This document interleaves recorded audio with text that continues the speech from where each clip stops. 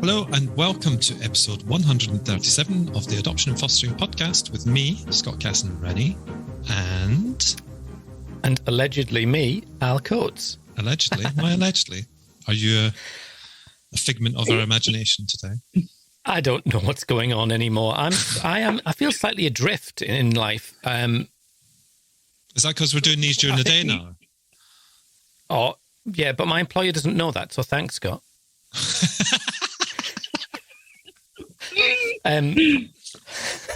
Oh, it's fine, don't worry. You have a boss? Who is this boss you speak of? You know my boss. Yeah, You've met her. She's someone to not be minced with. Yeah, you're very right with that. Yeah, she'd snap my neck like a dry twig. Yeah, but also I think that we've had at least a 10-day run of peace and tranquility in Coates Towers. Wow! And now we're all bored. Yeah, you need something to fire you all up, and yeah, we need a disaster. We need a tree falling on the house or something. But that's what happens when you mix things up and kind of look at things objectively and then fix them. I don't even. Yeah, but this could be. Yeah. So I mean, for now, everything's fine. You know, we've got a few months before babies appear and things like that. But anyway, I suppose there'll have to come a moment where I have to kind of confess to my little circumstantial changes. But maybe that'll be for another episode. Yeah. Tune in to the next episode. Yeah, exactly.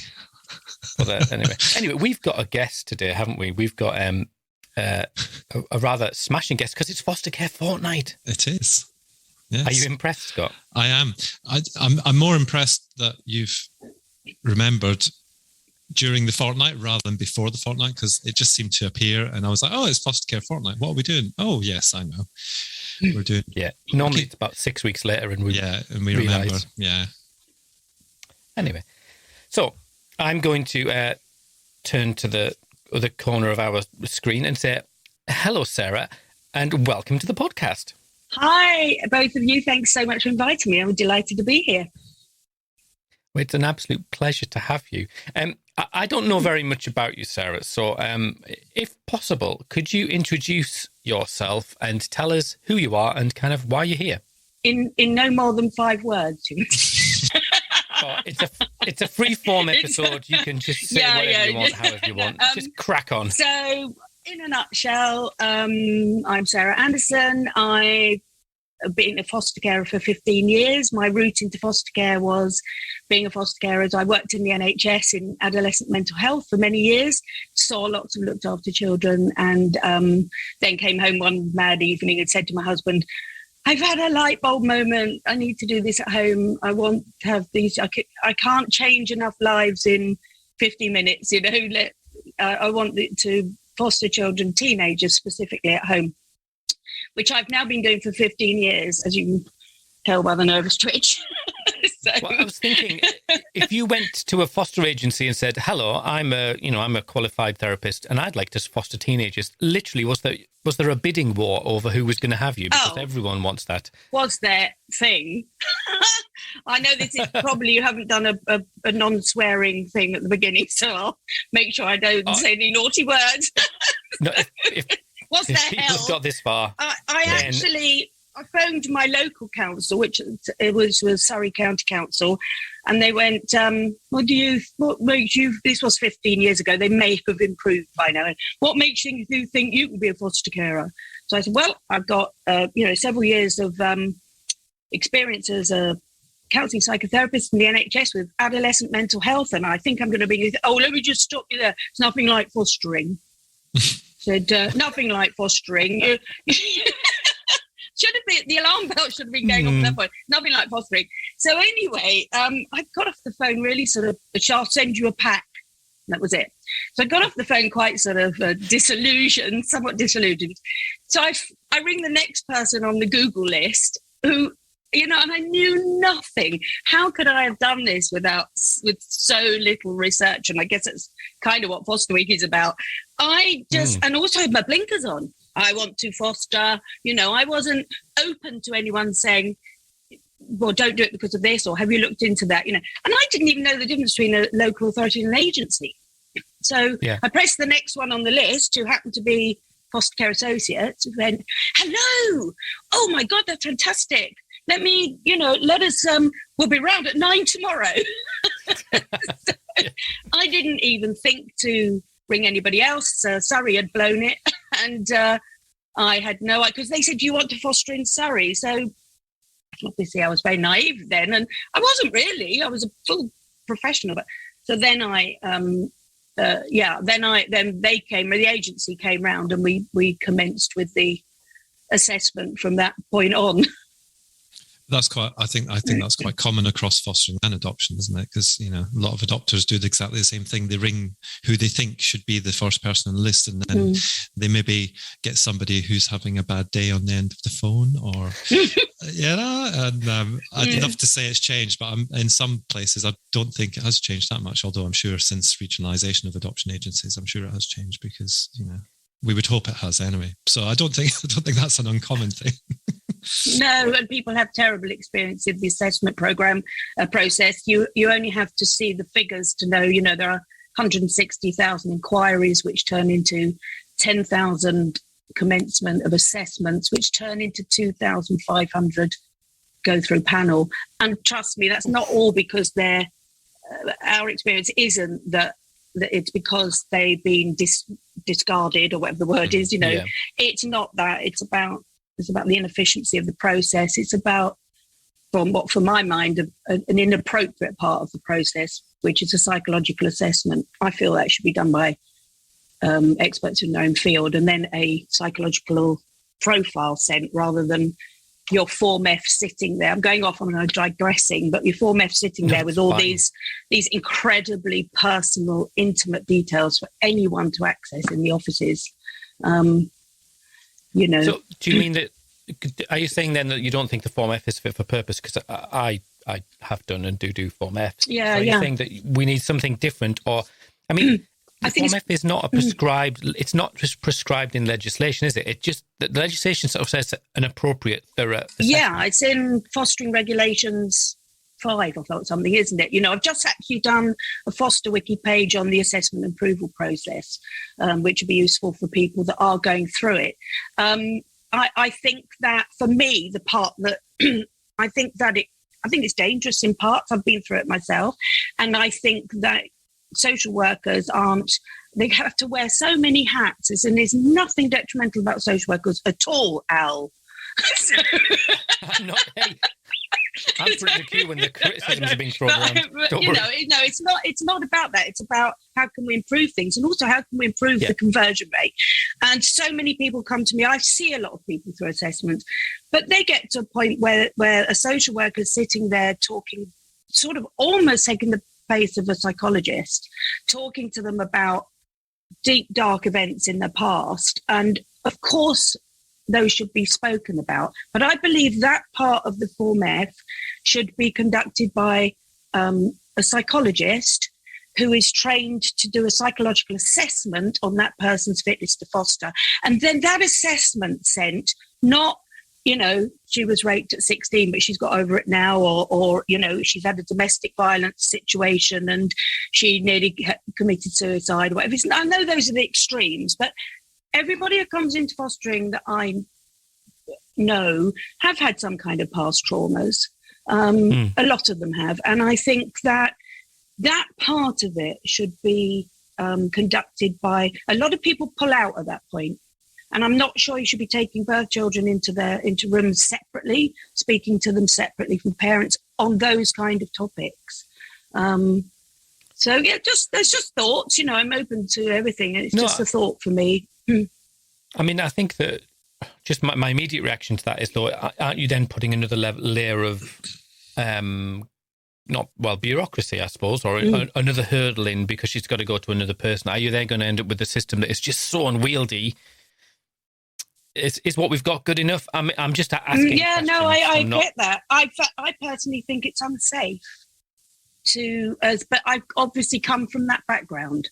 So I've been trained for many years. I've practiced for many years, and I know what a safe environment is for people to divulge very difficult and traumatic things. I will say that some of the Form Fs, I had one 2 weeks ago. I obviously can't go into the details, but they were probably would have been the most amazing foster carers, and I recommended them in the first place. And I knew the background of it, but the wife got so re-traumatized about something that happened 40 years ago, and she needn't have, and it wouldn't have diminished her capacity to foster in any way, shape or form, but it was the way it was handled, not so much the trauma itself. And she just lost faith in the organisation, in the worker, and everything. They pulled out, and they would have been such an asset to fostering. So I think that sometimes, the psychological part of it, it's just a feeling that I have myself, that I just feel that it should be done by specialists. It doesn't take much. You turn up to a psychologist, maybe have 2 sessions, and they can assess you. And then the social worker doesn't have to do that bit then. It just gets fed back as an assessment. But yeah. I mean, we've fallen the first hurdle here, haven't we? We've got to... Yeah. But, I've got a friend who's I think Scott knows him. I've got a friend who's was a recruit. He was a social worker. He's also a foster carer himself. And he does the recruitment for the local authority. And he said the frustration of the amount of people that he got through the preparation of foster course, had real confidence, saw them as being, normal people with all of the normal wobbly bits that we've all got, messy bits. And he said, and the amount of them that got just knocked back because of social workers looking for perfection. Yes, yeah. Absolute assurances that this was going to be okay, when the reality was that no one can give those assurances. I agree. It just needs to be good enough, doesn't it? Absolutely, it does, yeah. Because also those flaws are what make us foster carers. I was talking to a social worker yesterday who's coming on my YouTube channel, and I said to her, Mrs. Plug. Oh, I know. We'll edit that out. I've got to get something in. With the Facebook algorithms like they are these days, and iOS 14, it's like my views have gone down from 4K to 4. So, but I was talking to her about, people often say, don't they, what makes a foster care? Why do you foster? What is it? And, the only thing I can narrow it down to, I've narrowed it down, I've nailed it, what it is that makes us foster. It's a thing. And you have to have the thing. And I don't know how to describe it because it's many things rolled into, so I call it the thing.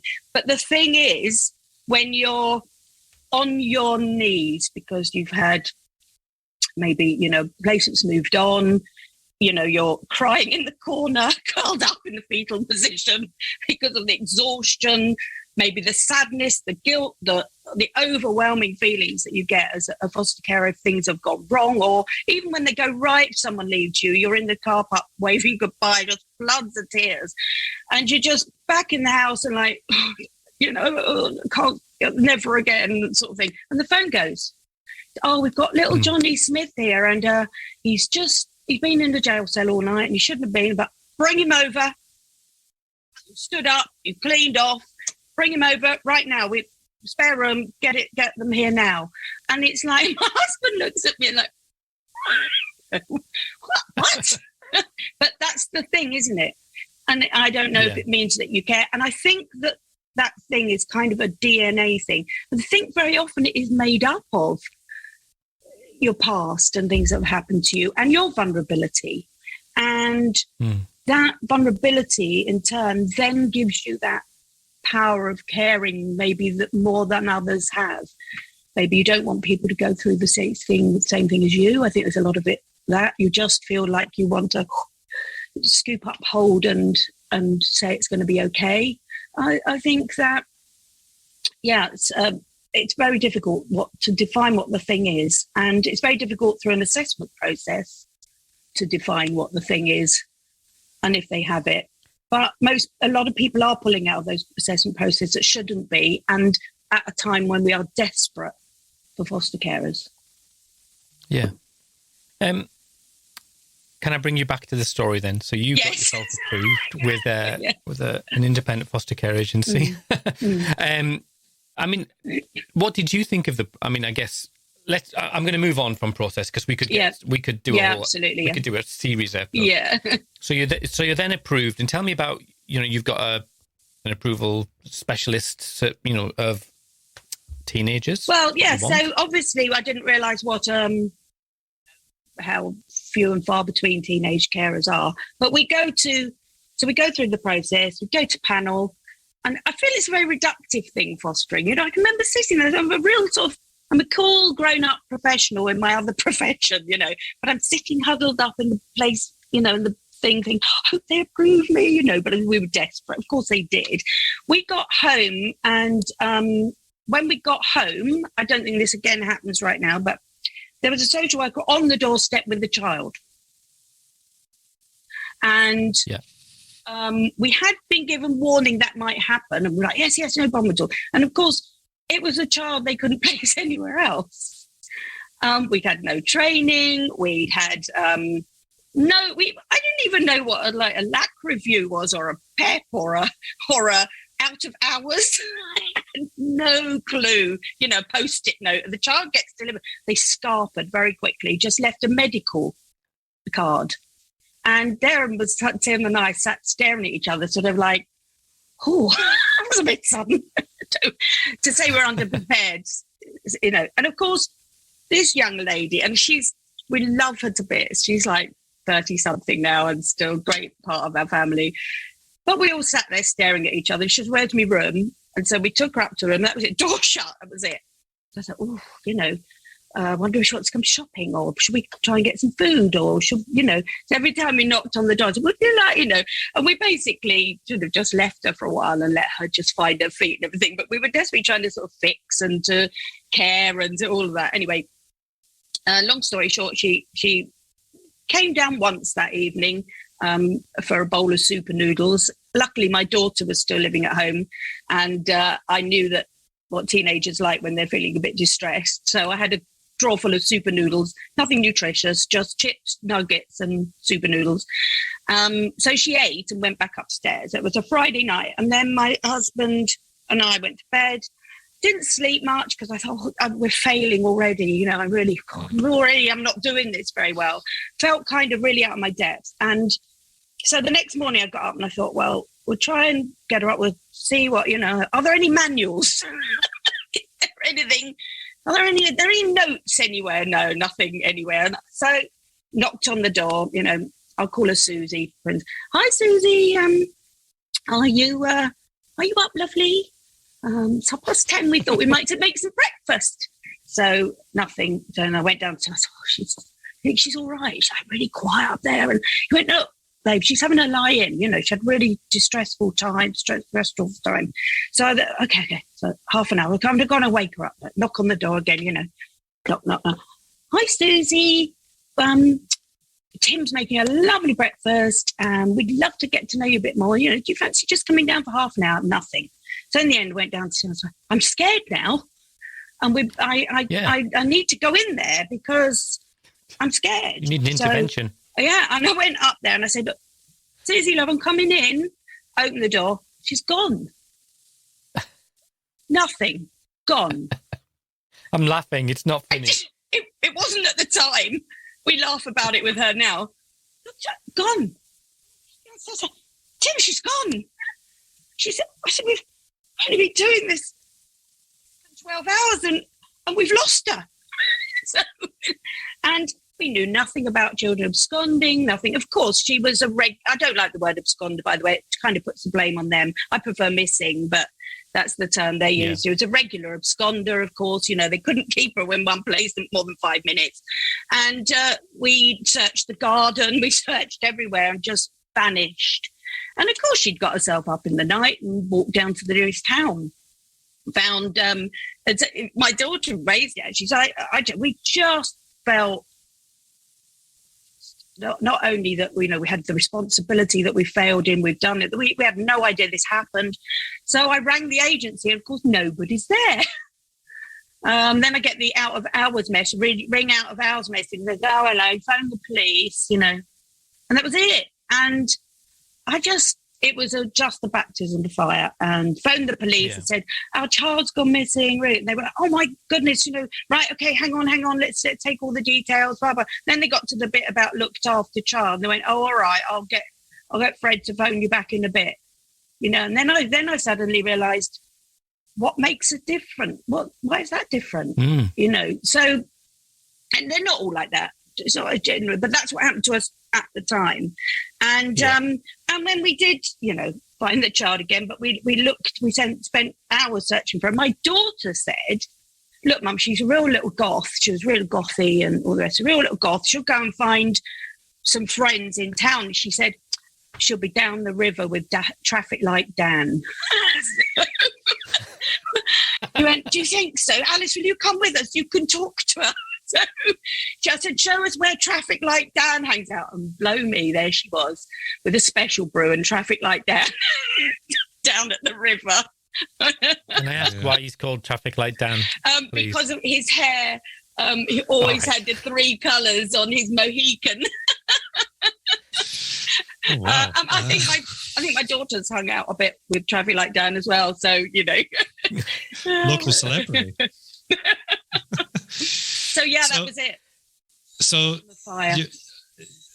that was your kind of which I'm interested to know now is, obviously you had that experience. That's a similar experience to how I feel about fostering. When you first started, you don't know anything. I think the biggest shock for me was what Al and I have talked about this before, when they just turn up at your doorstep. So your supervising social worker just turns up at your doorstep, sticks a foot in the door, and says, "Hi, I'm here to surprise you," kind of thing. Unannounced about that either. Yeah, unannounced visits. Yeah. Horrible unannounced. Horrible things that they don't actually prepare you for. So, but when did you decide that you had to do that little bit more than fostering in terms of what you're doing now? Campaigning and stuff. Yeah, what was the kind of straw that broke the camel's back for you? Right, well, it didn't take too long, actually. Surprise. 3 days later. And we're still with Susie here. Actually, that's not a good name for her, but what a cool kid. So we go to our first planning meeting, really. They called it a review, but I hadn't even had a place for planning meeting. They just left her. It was, I did have a social worker in FCA who I have to say just very quickly, Bob, he was one of those defining people that make your life. He was, I think without him, I wouldn't have continued. And just a gem of a man, just brilliant. And he made my fostering career, I would say, when I had him for the following 5 years. Anyway, we had Bob, but I went to my very first meeting, which was a review. So I get this piece of paper and I'm like, what's this, Susie? What's LAC? Honestly, is that bad? What's LAC review? That's terrible. Oh, I know. It was a long time ago. It's improved. And no detriment to FCA. Perhaps I hadn't done my research properly, and I know many people work for FCA, and it's all fine. So and don't FCA, please don't come after me. We'll forward any solicitor's letters just straight on to you. Our complaints department are really good at pushing things away. I turn up to this LAC review with said child and have no idea what it's about. We all sit round the table and Susie's sitting there with her DMs up on the table, rolling a fag. And you know what, though, the rebel in me, you know what I mean? I have a bit of a rebellious past, and I'm like, no, she was 14. Right. She sat there, and so this was very, very old-fashioned, back then the chairs were ancient and the IROs and all sort of, that kind of authoritarian type, whatever, comes in, and I'm sitting to the left of her. They go around the table and introduce themselves and all these, like I would have had when I was in the NHS, a long-winded, posh title. So they go around the room and they miss me out. And Susie suddenly, sort of didn't even ask me to introduce myself. And my child suddenly pipes up, "Oi, you left my foster carer out." So the chair gives her a look and says, "Oh, would you like to introduce yourself, dear?" So I said, "Oh, hello, I'm Sarah Anderson. I'm the foster carer." And I felt so reduced in that instant, sitting there knowing what I'd done before. And it's not even what you've done before, because some people have come into fostering with very different backgrounds. But I felt so reduced in that moment. It's that's harsh. So, and then they go around the room and how's the child doing? And they all give a little bit of a speech, obviously reading from sort of notes they're flicking through frantically, and again miss me out. And Susie pipes up, "Oi, you've done it again." And this is where I found my why. It still chokes me up now. She said, and she'd said nothing like this in the preceding 3 months. She said, "This is the only woman round this table what cares about me." She said, "I don't even know any of you. And do you know what? No one's stuck with me for 4 days, let alone 4 months." And she said, "That family's taken me like I'm their own, and her daughter has too. And I keep running away and they keep having me back. And they're wonderful. And they know more about me than any of you sitting around the table." And I was quite choked up. I was like, okay, That's the why. That is the why. Anyway, then the chair turns to me again and says, "Okay, would you like to just give us, So I start to speak. I don't even do anything highfalutin or anything terribly posh or psychological on her progress. And she literally stops me mid-flow and just puts her hand in front of my face and says, "Thank you, dear. That's enough. We'll leave it to the professionals if that's all right." Ouch. There you are. And here I sit today, campaigning for the last 8 or 10 years. Everything really stemmed from that moment. And actually, it took her 5 minutes for me to come out of the meeting and she put in a complaint about me. Who put in a complaint? The chair. About you? So basically, not knowing my place. Oh, wow. Yeah. Wow. It's hard to know how to react to something like that because maybe I had a really, bad experience and I wouldn't be doing what I'm doing today. But I will tell you, it is the experience of so many carers, and you don't hear that because and that's perhaps something for later on in a minute, that pet carers are not properly represented. They don't represent themselves. None of the leaders represent them, and you don't hear the voices because they're too scared to speak out. Yeah, see, to me, that's I don't know the agency for this case, and we won't go into that because you might no, absolutely not. But thinking about my experience of sitting on panels for fostering and all that sort of stuff, it probably happens in a lot of places, but my experience certainly is that the foster care was front and centre of anything to do with any children that they were caring for. And Al's shaking his head. So, it's clearly there's differences across the board, isn't there? Yeah. I mean, I've had similar, as a foster carer, my wife is a primary carer, but I've had similar experience as a foster carer. But I think my experience as a supervising social worker is that there's a clear expectation that foster carers are to act and behave professionally. However, we don't expect you to have a professional opinion, and we don't expect you to be treated like a professional. Wow. And again and again and again, I see good foster carers are the ones who can work that out. And I think reflecting on your experience of coming as a professional, having inhabited the professional environment, and then sort of like being relegated to literally the bottom of the tree or whatever, however you want to phrase it, but that is then discombobulating for people who are going, well, hang on, if I was in a different meeting in the next room, I would be, you would listen to me because I've got this, I've done this, I've got this experience, I've got this qualification. And people just go at the end of the meeting, what do you think? Do you agree? It's reductive, and I totally agree. And it's not helpful. It's not helpful. Foster carers do. I know that, it's often said, but it's so true. They know the children better than anyone. Anyone. The social workers come in every 6 weeks for an hour, and they'll have a snapshot of that child. My teenagers can change within half an hour. They're, 1 minute I'm going to be a pop star and a guitarist. I want to do performing arts. The next day I want to be an anthropologist, or I want to walk on the moon, and sort of you get an overall view of foster carer. But it's a real problem. And I don't think we want to be called professionals, but what we need is some equality. Yeah. Yeah. It's about equality, not being professionals, because what does that even mean anyway? But I suppose it means a lot to those who call themselves professionals. But it's about equality of knowledge, equality to hear and listen to people that really know the children, that, you know, and not to make disastrous decisions when a foster carer could have helped that not happen. Yeah. Yeah.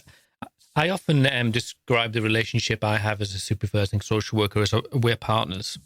Yeah, and that it's not always an equal partnership. I get that, you know, and they get that, and it shifts and it moves because sometimes I need to be different things to my foster carers. Yeah.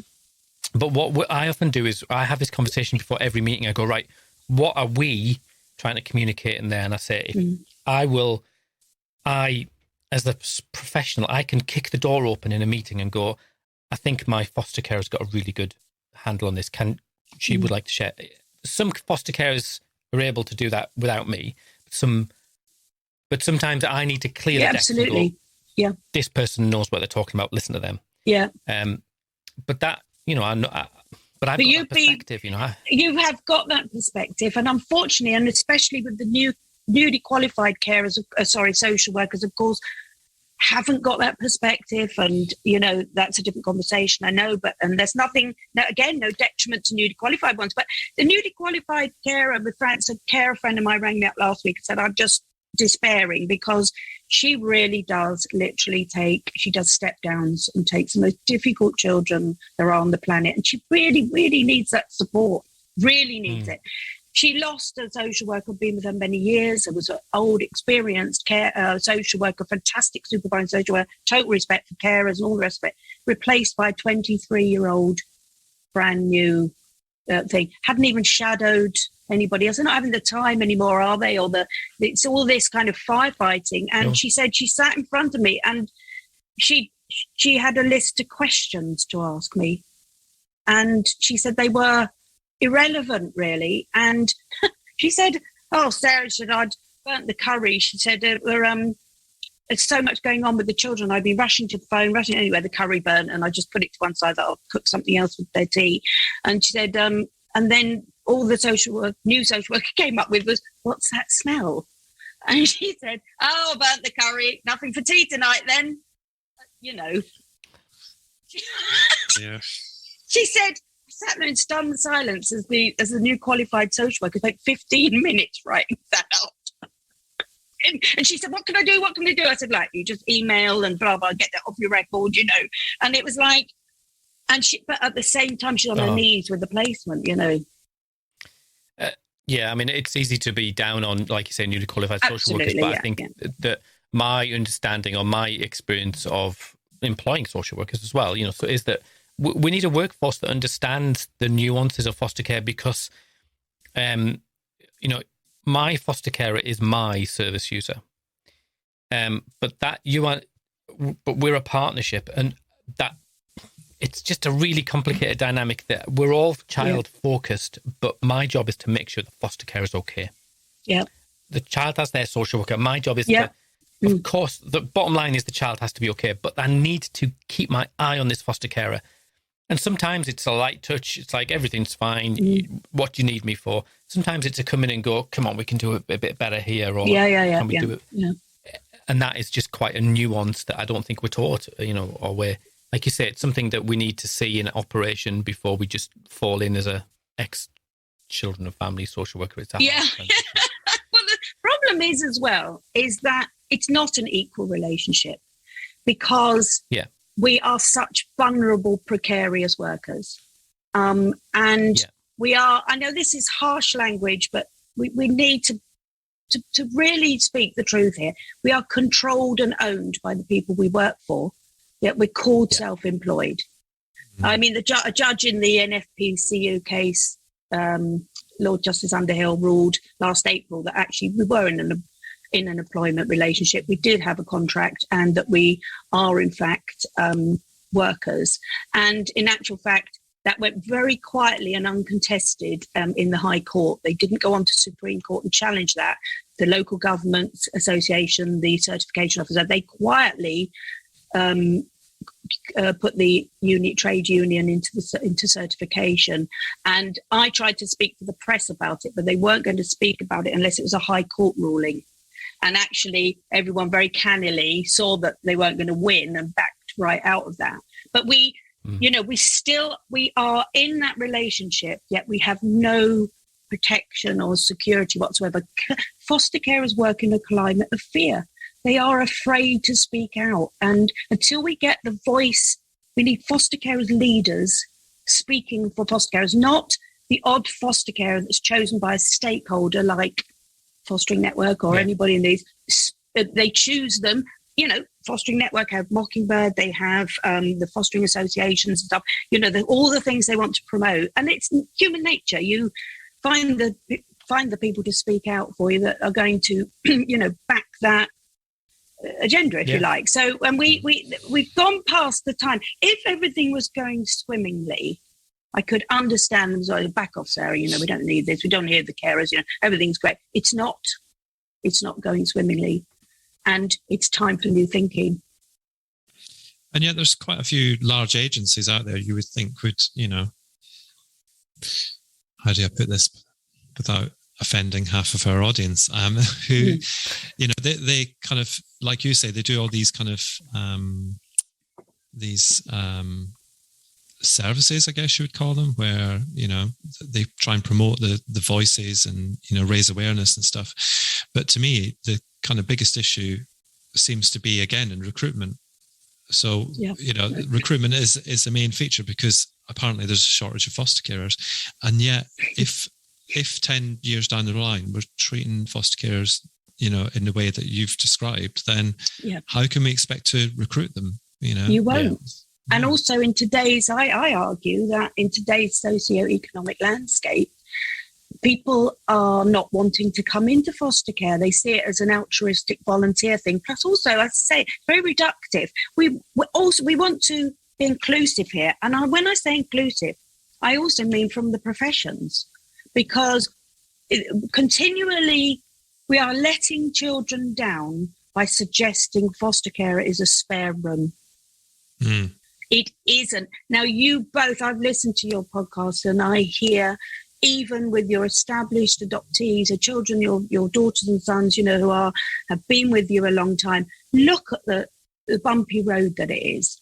Now, there is no way on earth, at least when that child was dumped on me, first off, I had my psychotherapeutic sort of skills and things which I could draw on, but we should not be putting children in houses on 3 days skills to foster. Children are more and more, you know, they suffer more trauma, attachment issues, whether it's today's disconnection, I don't know, but they're very, very much more difficult than they used to be. And I don't mean difficult to the children aren't difficult. It's not their fault.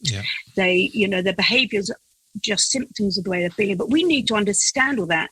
And I've actually, you know, we need standardised education pathway for foster carers. I may talk to you about that afterwards, because I'm getting up a working party for that, because I truly feel that we owe it to the children to have a much better standard of education for the children, for foster carers start. And that's fully inclusive. I'm not talking about academic stuff that other people can't reach. We're working with people that will make sure that everybody's included in that, you know, in that pathway. But we also imagine recruitment as well. We could, if we get that standardized education, people may think they're coming into something a little bit more substantial than a spare room. It is more substantial than a spare room. And we need, if people don't want to engage in education, then they shouldn't be being foster carers, because we need a much, much higher level of understanding of trauma, attachment, behavioural issues. You know, love on its own is not enough. And that's a bit of an anachronism anyway, but you know, it's just my feeling about it. But is there a danger, though, if we raise a bar too high, that we will exclude people who perhaps have got, you know, people who's come to fostering with all of the right skills, but just none of the right paperwork? What we're working on, trust me, it's tiny in its infancy. And of course, you can imagine the kickback we'll even get thinking that this could be a possibility. A lot of people make money out of training. No, the whole ethos of this is Harsh. Oh God, another lawsuit coming away. The whole thing for your collection. This is the pile. Yeah. Get in line. Get in line. Yeah. So the pathway we're choosing is so inclusive from anybody who's never even picked up a pen. We're talking absolute inclusion. So I don't want that leveled at us, because the other thing is they say things like, isn't there a danger over professionalised foster care? The government have so many myths they come out with. It kind of already is professionalised, if you like. We already report, record, go to meetings. We have to know about, and we got every hat on these days. Honestly, there is so few services we can access. There are such a high turnover of supervising social workers, such a high turnover of child supervisors. Carers are left to do, be counsellor, teacher, carer, nurturer, case manager, So we I don't think there is a danger we over professionalise it at all. I think that everyone coming in will be wanting to love and nurture a child, as well as the rest of it. Because I was walking my dog this morning, and I was thinking about a tweet to maybe stir up some of the murky waters of the internet. And I was thinking, reflecting on my own experience and the experience of the foster carers that I support and work and know. And I thought the thing is that everyone expects there to be a level of challenge and adversity, and they expect difficulties from children, which sounds terrible, but what I mean is that they anticipate that children have experienced bad things. That's where their work is going to be, supporting children, and they totally come into fostering accepting that. What they don't come into fostering realizing is that the vast majority of challenge is going to be with the system and professionals. You hit the nail on the head. How can you prepare anybody for that? And it's a mess, frankly. It's chaotic, so many people I'd say. Leave. So many people leave, and why are you leaving? Just worn out. It's the system. I have never heard anyone say to me, "I'm leaving because of the kids." And the really sad thing is, it's heartbreaking. I cannot tell you, and that's heartbreaking for me, because I think, I made a difference. I don't think I've been allowed to make a difference yet. And so many carers right now, the crisis is so bad. 6 messaged me last week who had resigned. Everyone I speak to has had enough. They're disillusioned, they're fed up, they're tired, they're exhausted.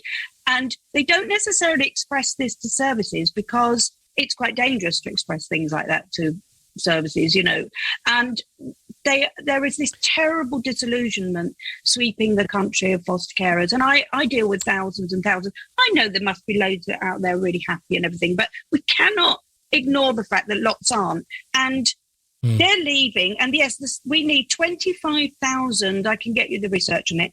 25,000 new carers in the next 3 years to keep up with demand.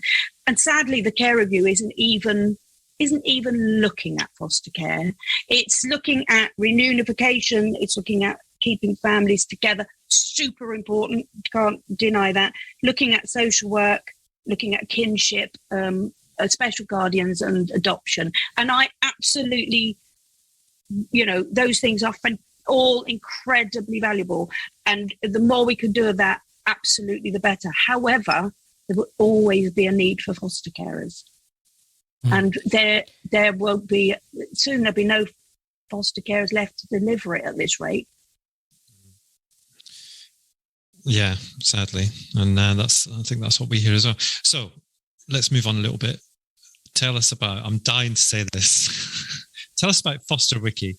Wiki, wow. I don't know why. I really don't know why we've. I'm literally going to get this on record so that I've got a jingle now. Yeah, you should really. I don't even know the song. Am I too old? Do you not? You need to Google it. When we're finished, you need to Google it. Will Smith. It was. Because we're down with the kids. Wild Wild West. It's called Wild Wild West by Will Smith. Okay, I think. Brilliant. I wonder if you'll let us do a sample it for. Probably not. Foster Wiki. He's in the bad book. Yeah, I know. Mine just. I know he is a bit, isn't he? So Foster Wiki. Tell us about it. Well, obviously, you know the beginning of my journey, and it's been a bumpy old road. Anybody who knows me will know that. Bumpy old road.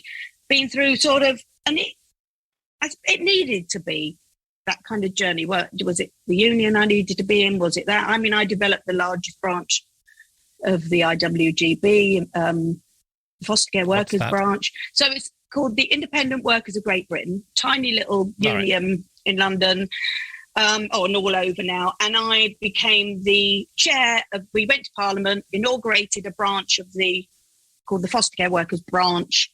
And Robin Findlay who's now the General Secretary of the National Union of Professional Foster Carers, was chair for just about 3 months, and then I took over and developed it into the biggest branch of the union by far. You know, there was a real hunger for it. In the end, I didn't feel that particular union was a good fit. They were real activists. They were really, they were frontline campaigners, if you like. Foster carers do not want to wave placards. They do not want to, they're not going to go on strike, obviously. They're not even going to work to rule. I tried that once. Let's do a work to rule. About 30 seconds? Yeah. Please tell me that. What is work to rule? Well, not doing anything we weren't supposed to. That didn't include letting the children down. You know, there's an awful lot of carers do that isn't really on the books. You know, supervised contact or you know, certain journeys or you know, there are certain things that, and I said, let's do a work to rule, you know, but of course everyone's far too scared to do that. So that was one idea. So I had to go through all these ideas and everything. I left that union because it just wasn't a good fit with foster care. And trust me, I really tried, but it was, in the end, they were much more, you know, they like to shake banners saying F Boris and up the things. And, you know, it wasn't really, they didn't understand that we came as a package with our children. Not from my mind. That's a dangerous thing to say. I take it all back, IWGB, no more lawsuits, please. So it's been that kind of a journey. So I didn't feel that was a good fit. I've tried a couple of other organisations that I've set up that haven't really worked either. And then I found myself quite unwell last year. And I was like, I'm not finished. What can I? And I thought, what's the most basic, most important thing we need? And it was information. And it was the access to that information was so important too. For instance, a carer is far too scared to ask their local authority if they can have an allegations policy, or if they can, how does an allegation work? Or, you know, how do I do staying put? What's a pathway plan? All the things that when I started and all the things I've learned over the years, I thought, and the foster carers knowledge bank. And I can hear some people in the background, oh, you know, what knowledge sort of thing. But this is a fantastic, untapped knowledge bank around the UK on foster care and how it's delivered, how things actually work on the front line. What is the delivery like? You know, we read lots of long, highfalutin policies and procedures and handbooks and all the rest of it. I wanted something instant, because the other thing is, I was getting inundated over the years. My inbox is always full, my message is always full, and it's always carers saying, help, what do I do here? What can I do there? And then I was helping people in allegations, and I'd be up to 2 a.m. sometimes replying to everybody. And I thought, I'm writing the same thing a lot over and over again. How can I develop something? And also I felt as well, there's another part of me that's sort of like, foster carers are a bit like mushrooms, you know? They're kept in the dark and fed on manure. I wondered where that was going. Well restrained there. Yeah. It's like you literally only get what they want you to hear. And I know I'm obviously, I look like I've got my tin hat on. I haven't, honestly. There's just years of experience and the experience of other carers. So wanted that information flow out there for all the industry, really. Mm-hmm. I mean, I'm finding all of this really, in some ways, quite distressing, because I think that a good supervising social worker should be the first person you call. You know, something's happened, I call my social worker. Obviously, there'll be times when that's the point of the issue, you know, so you need to go around them. But it seems really heartbreaking that foster carers are having to don't feel they've got that relationship, or they don't feel that it's a supportive environment where they can go to people that effectively have placed the child there. That is really concerning, isn't it? And that really is, yeah. It really is, and it's really sad, because also your supervising social worker should, and as you say, be your first port of call. I've been very blessed, actually. I've had some great social workers, but I still am terribly measured in my working professional relationship with them. I don't get over friendly, I don't whatever, but so many carers, they also feel so vulnerable. And that vulnerability comes from this, I'll tell you what really is not fit for practice. The allegation system.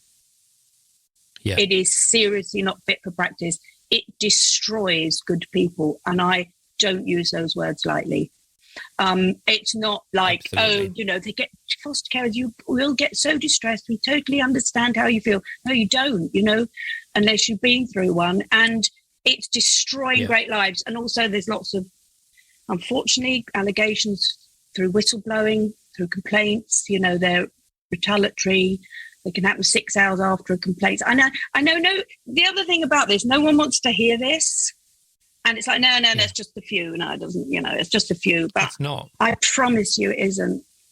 And they feel so controlled by the allegation system. Don't forget that if you're a social worker, people you work for don't own your social work license. If you fall out with them or you're not enjoying working there, you just leave. If you're a foster carer, your license, your livelihood is owned by the people you work for. Before meth. Your registration is intrinsically linked to the people who registered you. So you have to be really careful.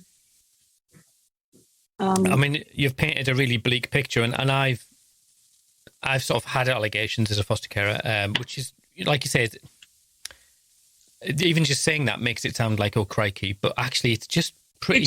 It's very normal. Happen. Yeah. But it was devastating for us as a whole family, even though it was trivial. By looking back now, I see it was trivial, but that's not how it felt. And I've worked with different local authorities who've managed allegations very differently. Some, I have to say, within hours resolved, absolutely fixed. That doesn't mean the foster carer wasn't bereft.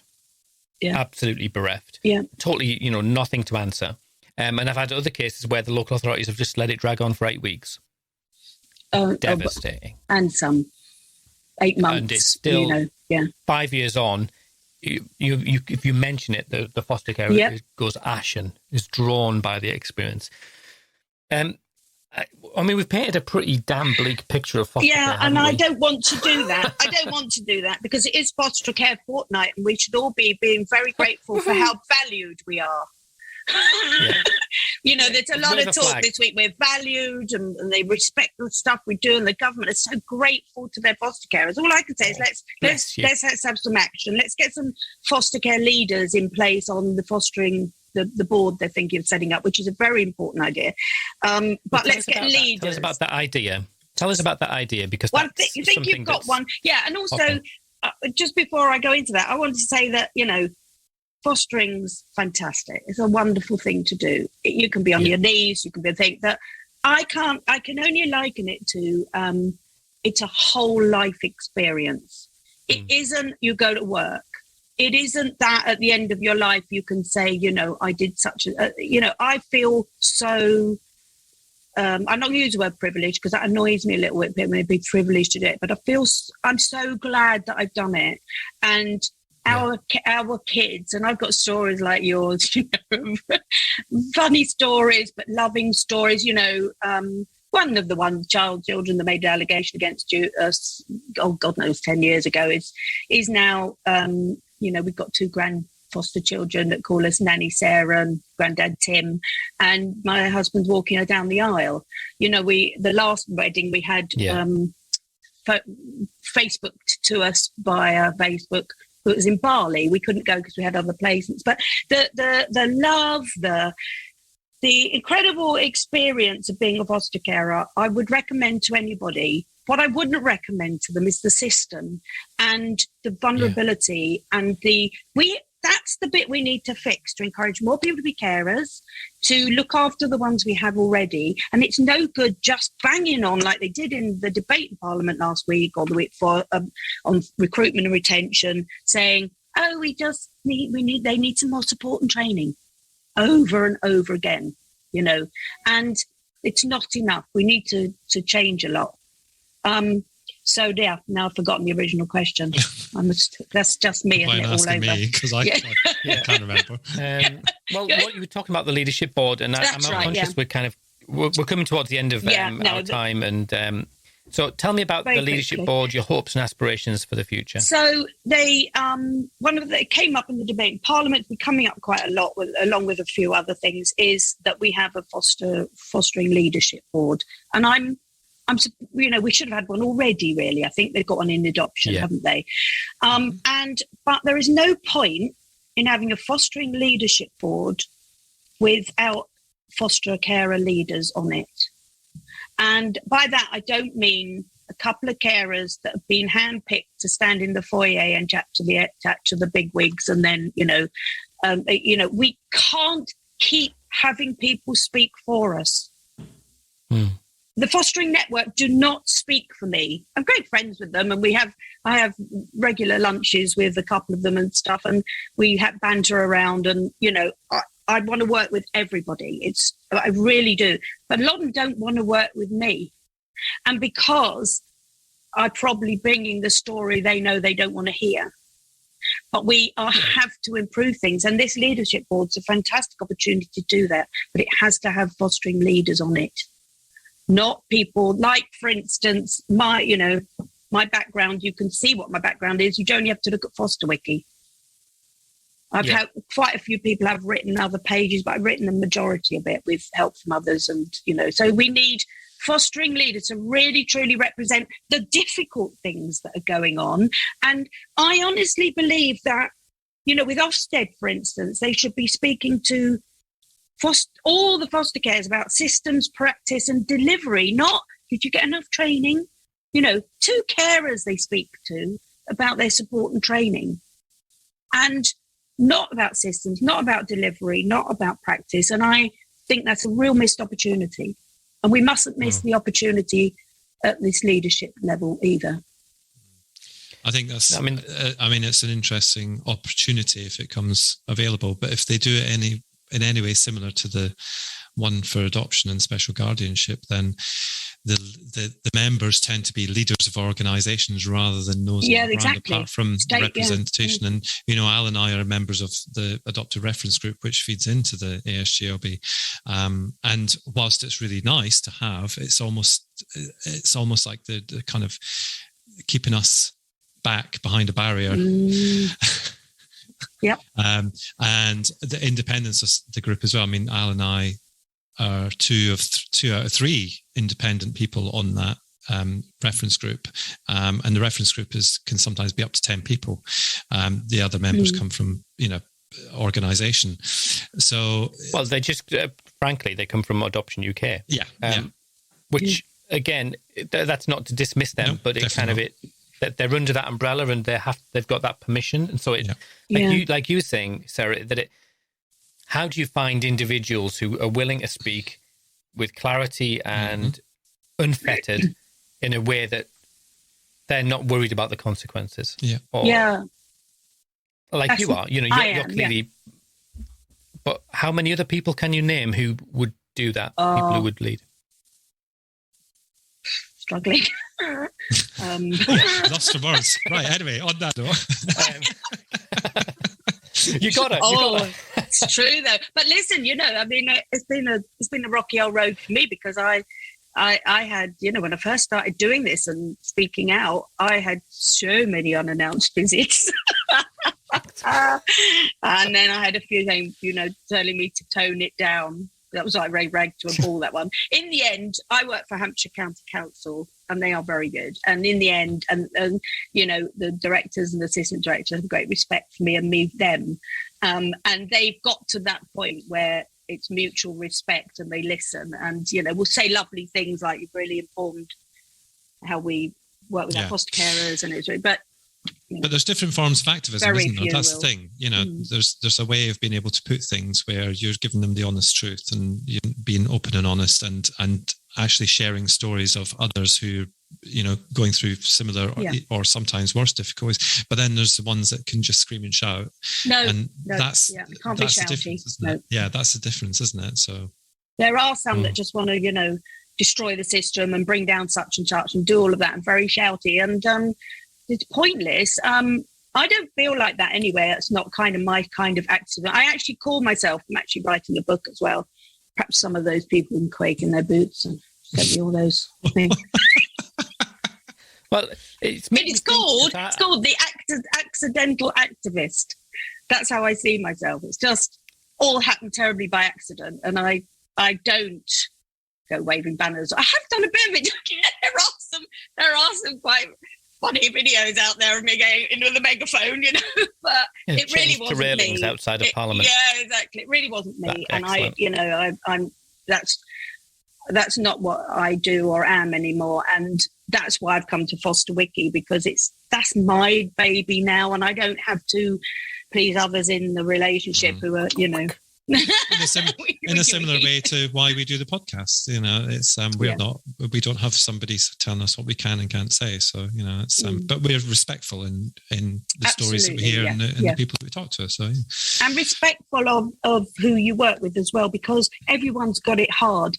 And, unfortunately, you have to, some of these sort of social media sites and things, just, also, I can't think of a better word really, but slagging off, the teams, the social workers, all the rest of it, creating that more them and us. We have to not do that and appreciate the other and their struggles in the system too. But likewise, as a workforce, we need to listen to what people are saying to us. That is I think that's where foster carers fall in the gap, because like a service would appropriately say to a group of disabled, if it was a service for disabled people, what are we doing well, what we're not doing well, and really want to know. But foster carers, because you're neither this nor that. Yeah. Often we're not interested in what you have to say because we might not like it, and but actually, as a supervising social worker, I need to know what do you need from me? And this is what I need from you. Let's have that conversation. And we're told, aren't we, to reflect and learn on a regular basis. And I think that's a mutual activity. And I think without our voice being heard, we just won't get any change or improvement. Absolutely. So on that bombshell... We'll get you back when you've written your book, obviously. Absolutely. And we'll point people towards the Foster Wiki, exclusive, and where else can we find you? Because you're Snapchat, Twitter, TikTok. Yeah, I dipped my toe in Twitter, but I've been burnt so many times. This is the hilarious thing about the accidental activist. I can't stand confrontation. Really? I run them. Yeah, really. I hate it, and I run them out. I don't sleep all night. One bad tweet, and my husband's coming up at 4 o'clock. We said, "What are you doing up here?" I'm like, "I can't sleep." I get really upset. So, and I've been badly attacked on Twitter, really badly trolled, and I just God. So I don't do Twitter, but I am on there. I do it a little bit. I saw your tweet yesterday, for instance, because it pinged up. But I do Facebook. And so I'm on Sarah Anderson at Foster Wiki. I think it's at Foster Wiki on Facebook. It's a couple of thousand followers. And I've got a fabulous little group for foster carers, like-minded foster carers who want professional discussions and support to support each other. It's absolutely heartwarming group. I think it's about 400, 450 in there at the moment. It's only set it up last year. It's called the Foster Carers Forum. But yeah, Foster Wiki. We've also just started our YouTube channel. Makeshift at the moment. You, influencer, down with the kids. Foster Wiki TV. Okay. And actually, Wiki. A lot of Wiki. So you can do a little jingle for me for that. And it really is.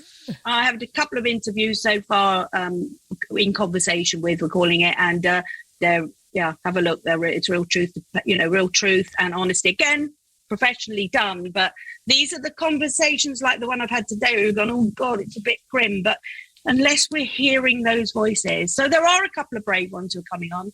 And I've got a social worker I'm speaking to next week that's been doing it for many years. And she's brilliant. And she advocates for foster carers all the time. So we can have a conversation. So you can find me on. That's excellent. I mean, I've got some foster carers I work with that I'll send towards you as well. Love to. Yeah, that'd be fantastic. Yeah. Sarah, thank you so much for your time. And I have to say, we haven't laughed so much before or after the interview. For a while. The stuff that we talked about beforehand, honestly, I'm bad laughing. You are an absolute star, and please continue to do the work you're doing. Absolutely wonderful. So thank you. Thanks, Sarah.